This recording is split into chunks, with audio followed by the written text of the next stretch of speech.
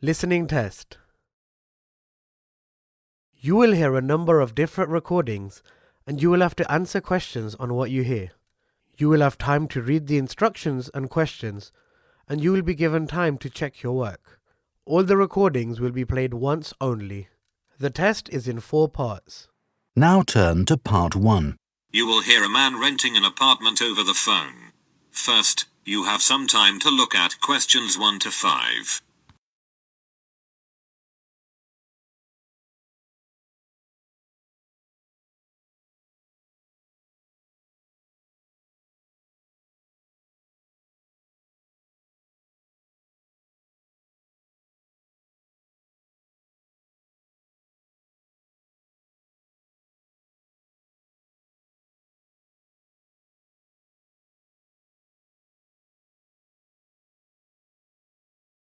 You can see that there is an example that has been done for you.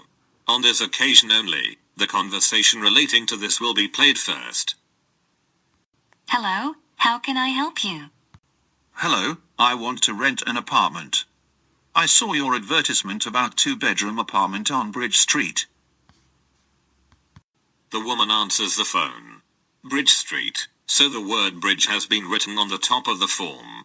Now we shall begin. You should answer the questions as you listen, because you will not hear the recording a second time.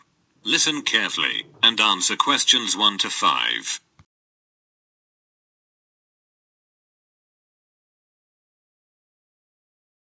Hello, how can I help you? Hello, I want to rent an apartment. I saw your advertisement about 2-bedroom apartment on Bridge Street. Bridge Street 32, that's it? Exactly. But I have a couple of questions. Yes, I'm listening. Does rent include all the utilities, such as gas, electricity, phone, etc.? Yes, sure. You are only responsible to pay the rent. The lease includes cost for such utilities as gas, heat, water, electricity and phone. Great. And what about the internet? Unfortunately, the internet is not connected. But you shouldn't worry about that. If you wish, you can contact the local providers to set up the connection. Okay. And what kind of public transport is near the apartment? It is very close to public transport. Both underground and bus station are about 2 blocks away. Very good. I think I'll rent this apartment. Very nice. Could you tell me your full name, please? Yes. It's John Hooper. Hooper is spelled with double O. H-double-O. Then P-E-R. Thank you, John. I'm Mary Dixon, and I'll be your apartment manager. Thank you.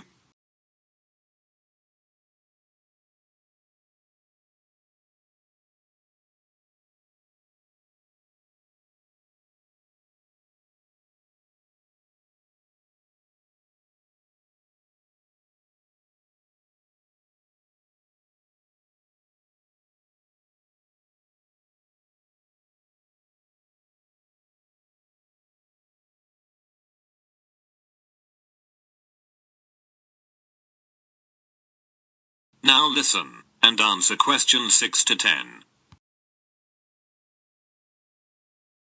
Now, we need to meet to sign a lease agreement. Okay. What documents should I bring? First of all, we require proof of your identity. Then, I can bring my driving license. I'm sorry, but driving licenses are not accepted. Could you bring your passport? Yes, sure. And do you require a tax bill? No, we are not requiring any bills. But you need to present your current employment contract. No problem, I have it. Anything else? Yes, we also need a reference from a friend or colleague, confirming your character. Okay. And what about a reference from an employer? We used to ask tenants for this reference a few years ago. But now we don't need it anymore. As well as your recent payslips, they are not required. Very good. I think I have all the documents. Is it possible to meet you today? Yes. Is 5:30 p.m. convenient for you? Unfortunately, I'm busy until 6 p.m. Then we can meet at 6:30 p.m. Yes, 6:30 is very good for me. I'll be at your office by that time. I think it's better to meet directly at your future apartment, because we'll anyway make a visit. Oh, you're right. See you soon. Thank you. See you soon. That is the end of section 1. You now have half a minute to check your answers.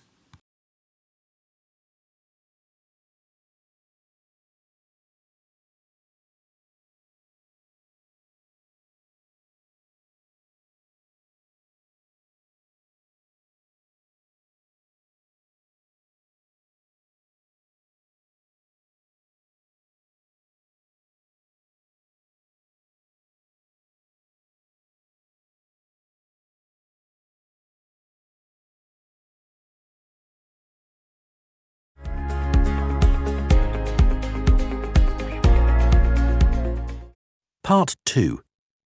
You will hear the information about tickets to one of the royal palaces in London. First, you have some time to look at questions 11 to 16.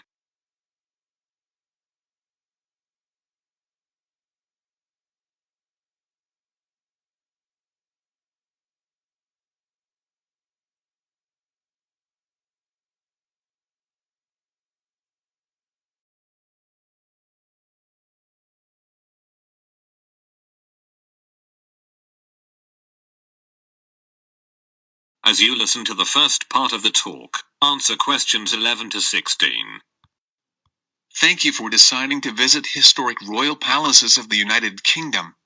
Every year dozens of tourists choose to visit the Tower of London, and we have a variety of tickets to suit your own interests. If you wish to make a single visit, you can buy a single-day ticket. This ticket enables you to visit only the Tower of London. The adult ticket's cost is £24.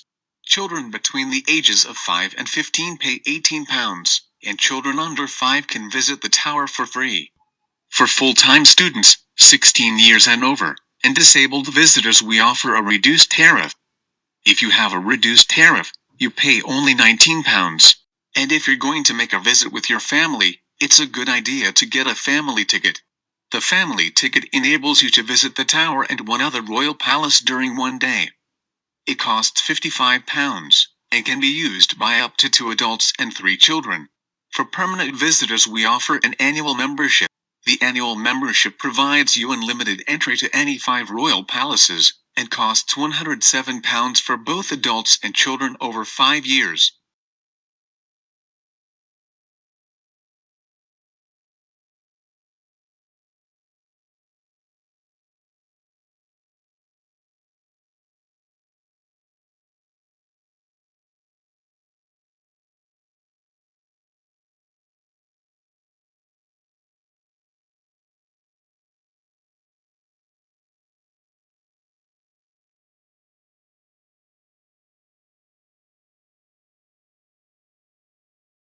Now listen, and answer questions 17 to 20. If you can't wait to visit these famous historical places, and have already chosen your ticket type, then it's time to order tickets.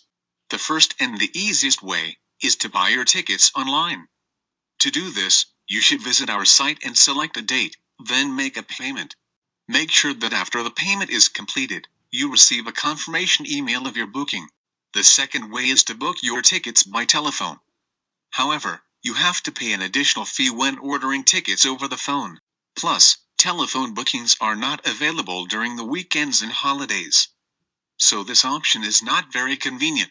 And if you don't want to plan your visit in advance, there is a third option for you. You can simply purchase the tickets in person on the day of your visit. There are plenty of ticket kiosks near the Tower of London and other royal palaces. I hope that you'll enjoy your visit. That is the end of section 2. You now have half a minute to check your answers.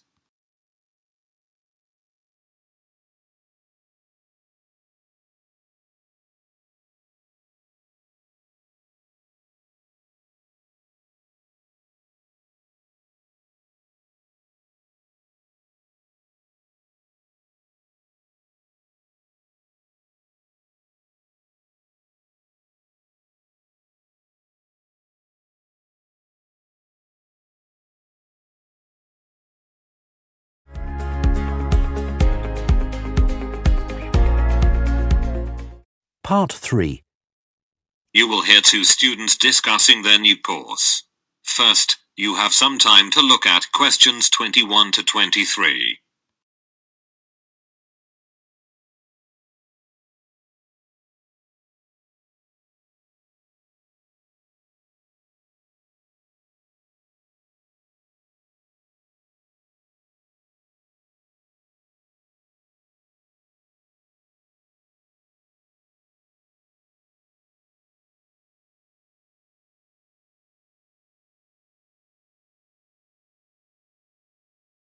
As you listen to the first part of the conversation, answer questions 21 to 23.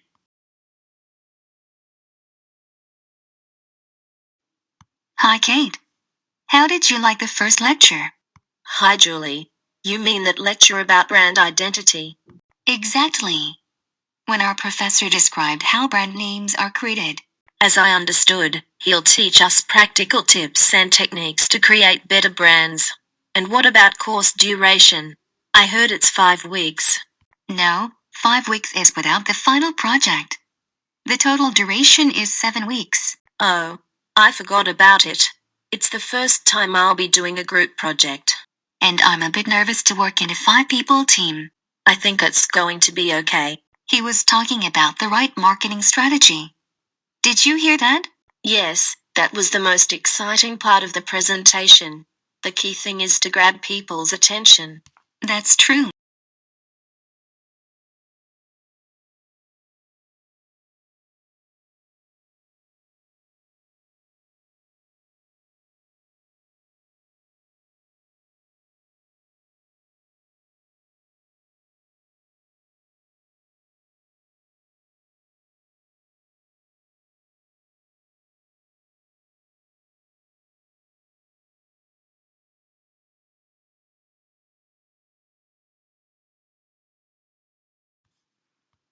Now listen, and answer questions 24 to 30. And how do you like the curriculum? I think it's nice. It's great that we'll be learning marketing in detail, as I've always been interested in this subject. Me too. And after that, we'll be training to design custom logos. The professor told that the curriculum has been modified, and we won't learn design this year. What a pity. The same with product management. But you shouldn't worry, they just combined these two sections into a larger one called branding. Then it's good. Moreover, they've added something called e-commerce this year. It's a great alteration, and the course is kept up to date. Online trading is so popular now. And after that, we'll learn advertising. Yes, and also analytics. Really? Won't analytics be replaced with customer attraction? Yes, you're right. I forgot about that. I think that's all. The professor also teaches a course called Business Strategies. So, we may take his other course next year. Dear.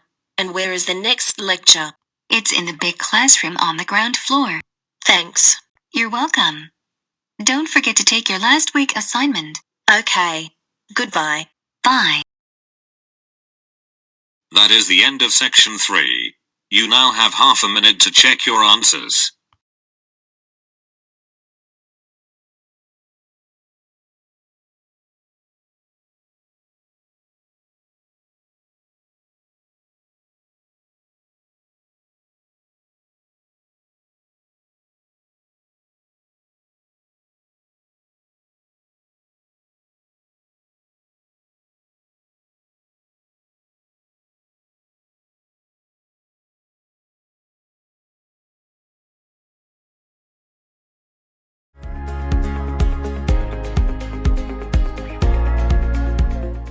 Part 4.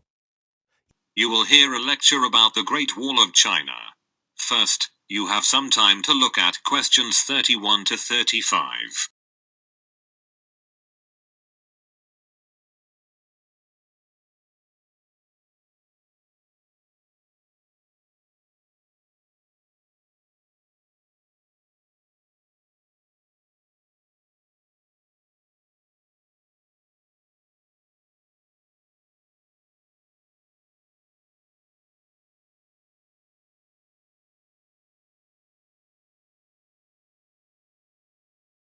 Now listen carefully and answer questions 31 to 35. Perhaps the most recognizable symbol of China and its long and vivid history, the Great Wall of China is one of the most extensive construction projects ever completed. Somewhat ironically though, the one monument that China built to keep foreigners out is actually now the biggest tourist attraction in the country. Despite the initial purpose, the Great Wall never effectively prevented invaders from entering China. It came to function more as a psychological barrier between Chinese civilization and the world, and remains a powerful symbol of the country's enduring strength. Though the beginning of the Great Wall of China can be traced to the 3rd century BC, many of the fortifications included in the wall date from hundreds of years earlier, when China was divided into a number of individual kingdoms during the so-called Warring States period. Around 220 BC, Qin, the first emperor of a unified China, ordered that earlier fortifications between states be removed, and a number of existing walls along the northern border be joined into a single system that would extend for more than 10,000 li and protect China against attacks from the north. A li is about 1/3 of a mile, and that's where the monument's name came from. The original name for the Great Wall is Long Wall of 10,000 li, or simply the Long Wall. Though the wall is quite inspiring, it was never called the Great Wall in Chinese, and only foreign mistranslation with romantic overtones referred to it as Great or Big Wall. With the death of Qin and the fall of his dynasty, much of the Great Wall fell into disrepair. Much later, a series of frontier tribes seized control in northern China. The most powerful of these was the Northern Wei dynasty, which repaired and extended the existing wall in 390 AD to defend against attacks from other tribes. Despite its long history, the Great Wall of China as it exists today was constructed mainly during the mighty Ming dynasty, from 1368 to 1644. Under the strong hand of the Ming rulers, Chinese culture flourished, and the period saw an immense amount of construction in addition to the Great Wall, including bridges, temples and pagodas. In earlier centuries, the wall held little importance for the Mongols as a military fortification, and mostly served to protect caravans traveling along the profitable trade routes. But during the Ming dynasty, the Great Wall was considered vital to the defense of the country.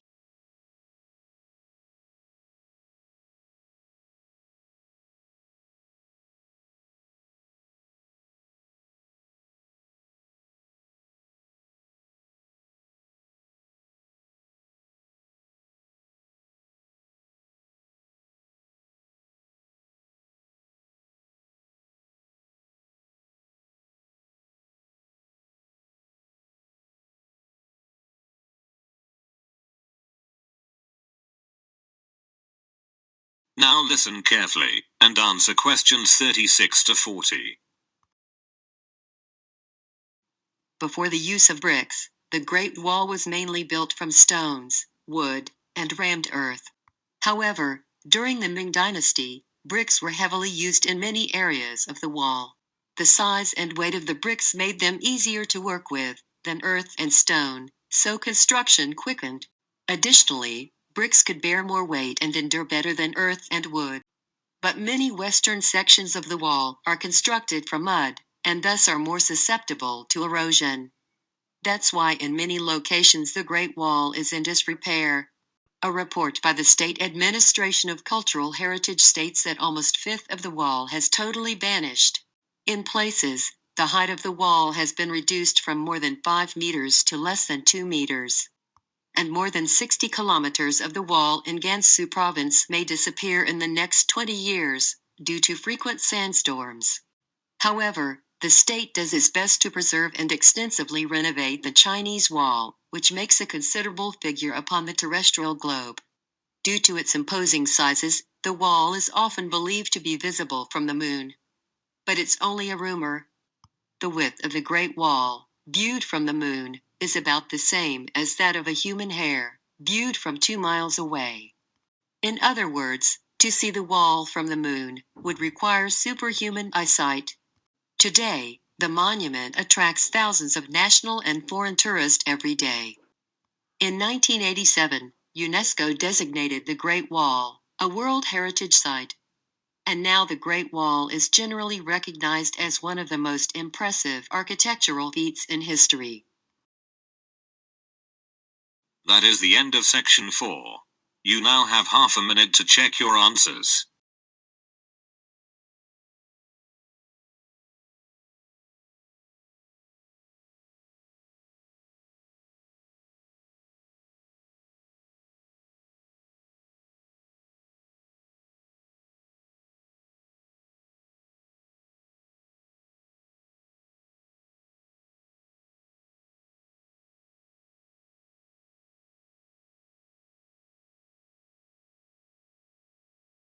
That is the end of the listening test.